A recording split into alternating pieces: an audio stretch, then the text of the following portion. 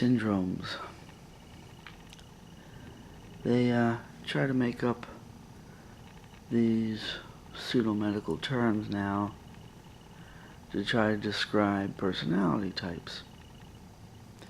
Things like autism, and then they break down autism into subsets of autism. They call this one Asperger's, and this one that Burger's, and this Burger's and that Burger's, and then they break it down, and they break that down into little subsections.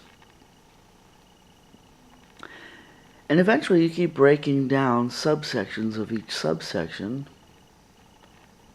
It doesn't take all that many divisions, just like cellular division.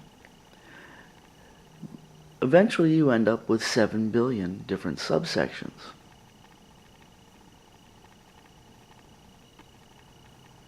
And at that point,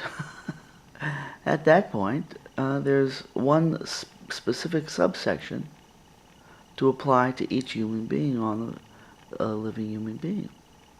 You've got 7 billion different little labels, and when you reach that point, the name of each little label, of personality label, each one has the name of one of the human beings living on this planet. So you got 7 billion different labels, and each one you know by name. So you look at Joe Smith and you say, oh, you have Joe Smith syndrome. Of course you do. You're Joe Smith. You've broken it down. You've categorized and labeled this person from one level down to the next.